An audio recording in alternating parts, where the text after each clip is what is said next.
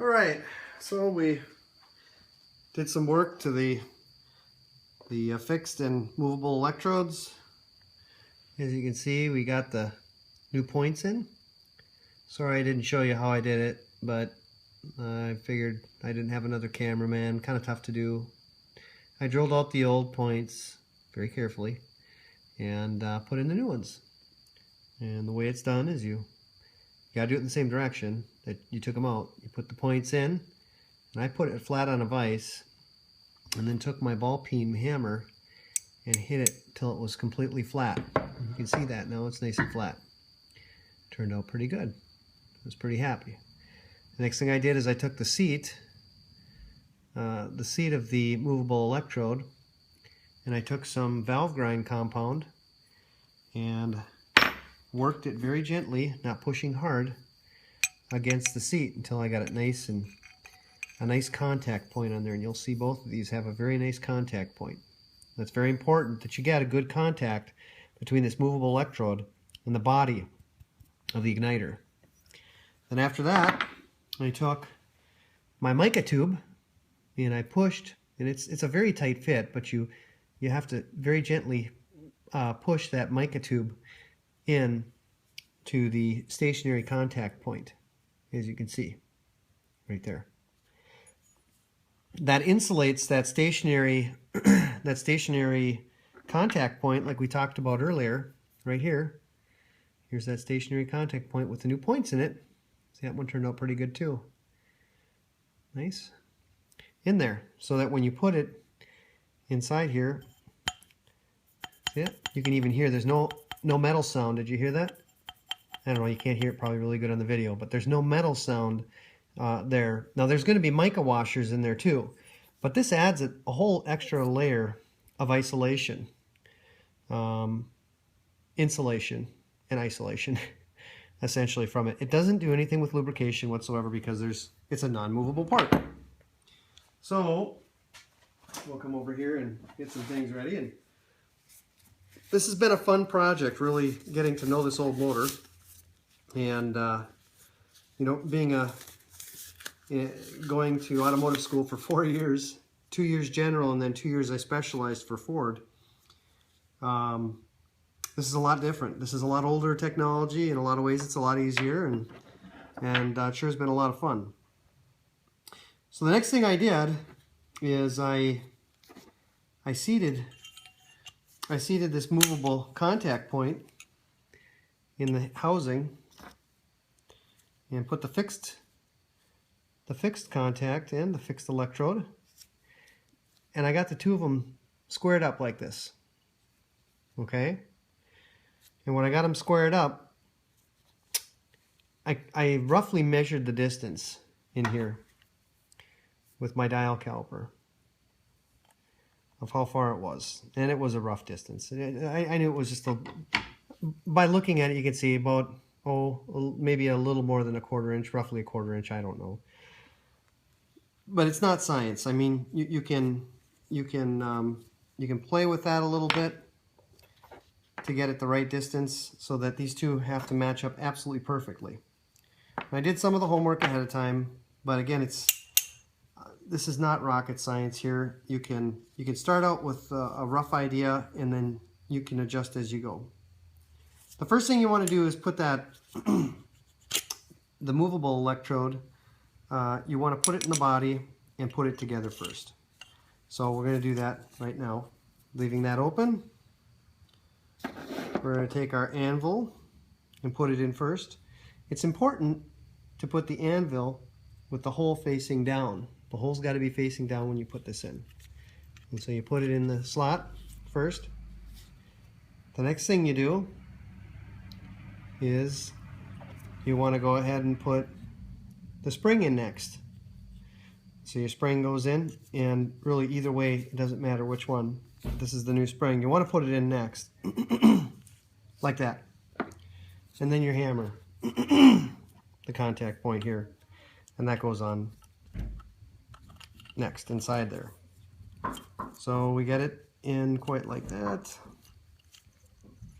Make sure it all lines up, and it does.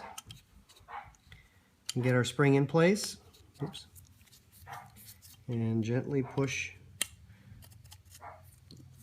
the movable contact point in place, like so. And push it all the way in.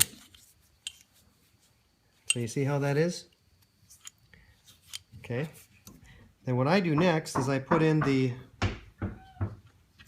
key in the center, the part that goes between the anvil and the body. I just push that in. Kind of holds it in place there. Make sure your spring goes against the anvil. And now we got our taper pin. Remember the taper pin? So on the movable contact, you have a flat point in there. You want to rotate it so that flat point is going to be line up with the flat point on that tapered on the tapered pin. And then what I do is I just push that right in, like so. Rotate it so it's right, and then drop it into place. And there it is. You see that? Just like that. Then the torsion spring would be after that. I may actually put the wrong one on next. So then what we're going to want to do is we're going to actually want to get it so that we get it in just like this. On there. And then you wrap your pin around and put it in the hole, just like that.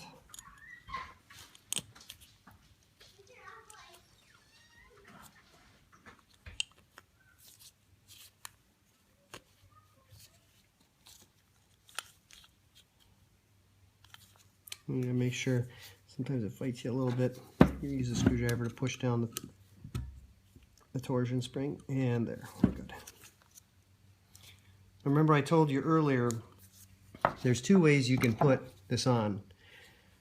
You can put it in the direction, the torsion spring in the direction it would normally go by rotating it forward against itself or winding the spring, which would be the correct way to put it on if you're going to use a magneto.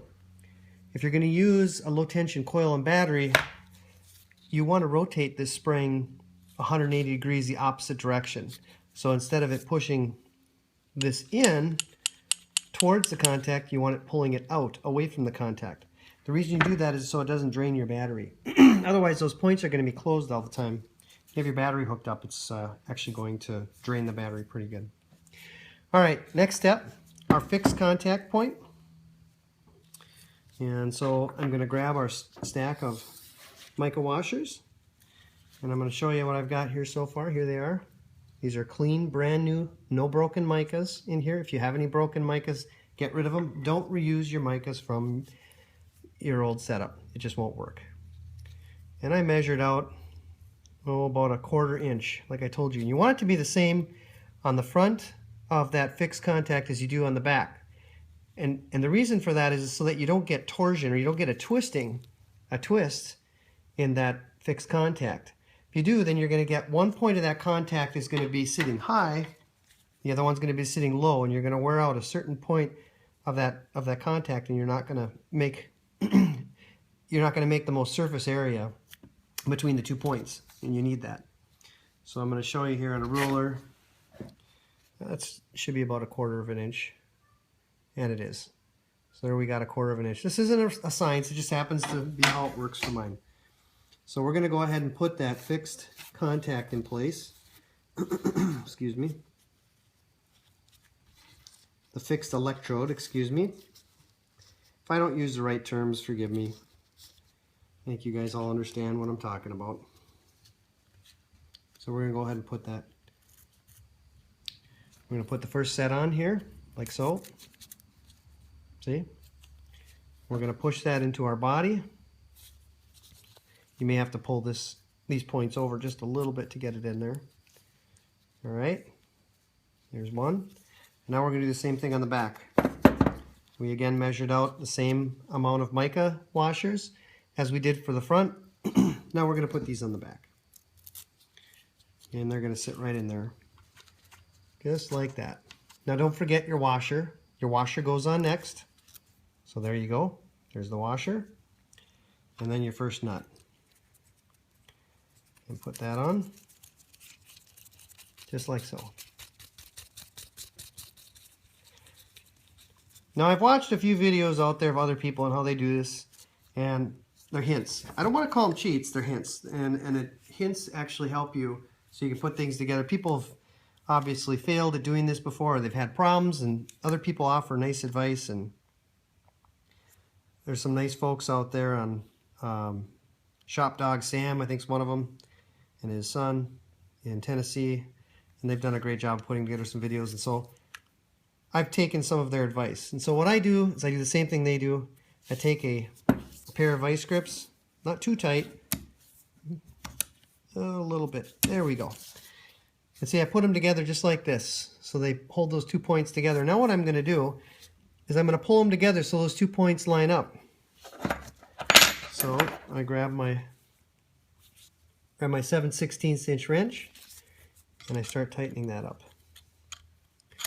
And as I tighten this up, it's going to pull those points together.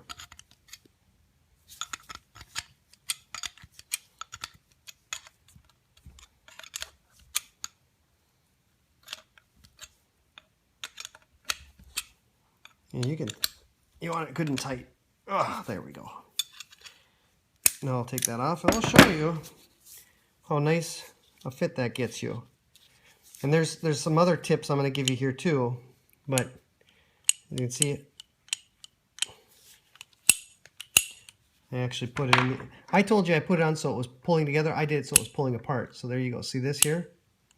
All right, so this is how you'd want it set up for a battery and a low tension coil. Not a high tension coil, not a buzz coil. Do not use a buzz coil in this. It will cause nothing but problems, and it'll arc your points. It'll probably weld them together and you'll never get them apart. So don't use a buzz coil. Anyway, so you'll take a look here and see how nicely these two came together. It worked out pretty good. So now, what we're going to do is, just right here, I gotta tighten up my, on that taper pin. Now I'm going to put on that nut. So here goes the nut. I'm putting it on. And we're going to tighten that up too. So the nut on the taper pin's on. And what I do with my 7/16 inch wrench, there it is. I'm going to tighten that up.